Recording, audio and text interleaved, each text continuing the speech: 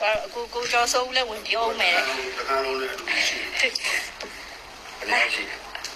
အကြီးရ ရှိသူဘယ်လောက်လဲဘယ်လောက်1838လေဝင် ကိုလိုဆို အားလုံးမင်္ဂလာပါ အင်းကြီးရောက်တူ အေးရောတို့အေးရောတို့သူကသူတို့တိုက်ပြလာတာမဟုတ်သူတို့တူလာတာနော်အားလုံးမင်္ဂလာပါဗျကဲကျွန်တော်တို့အရင်လိုခြေရတဖြည်းဖြည်းပြောင်းပါဗျာခြေလေးရ ပွား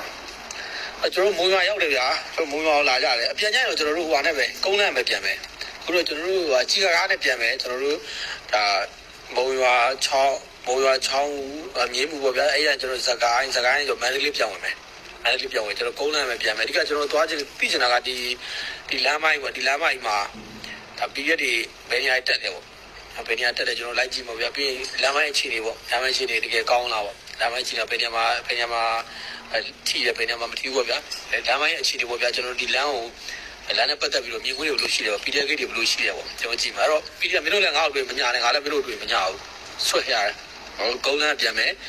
အားတို့တွေ့နေမင်းတို့လုံးဝမညာနဲ့မင်းတို့တွေ့နေအားတို့လုံးဝမညာဘူးဒါကမင်းတို့နဲ့ငါတို့ကြားမှာပေးထားချက်ပဲဒါရှင်းတယ်မင်းတို့လည်းယောက်ျားတယ်ငါလည်းယောက်ျားတယ်ငါတို့ကပြည်သူလူထုကိုကာကွယ်နေတာငါတို့တက်တဲ့အတက်မြန်ကာကွယ်နေတာမင်းတို့ဒီမှာမတူ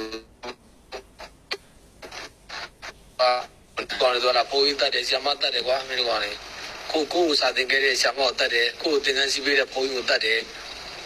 တီဝါနဲ့နေတဲ့သူရှိရင်မင်းတို့စောက်ချောက်မလားမစောက်ချောက်ပဲနဲ့မင်းတို့ကမရင်းကျင်တယ်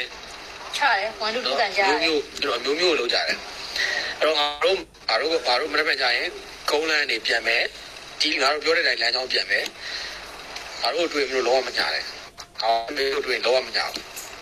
အဲ့ဒါပဲမင်းတို့လည်းယောက်ျားငါလည်းယောက်ျားပဲနော်မညာနဲ့တော့ငါတို့လုံးဝမညာမင်းတို့လည်းငါတို့တွေ့လုံးဝမညာနဲ့လိုက်ထဲမှာအကောင့်လုံးနဲ့ဆဲနေပဲလာခဲ့လိုက်ပါလို့ဟုတ်တယ်ကဲကိုစုံဝင်းလာလိုက်မယ်ကိုစောဝိုင်း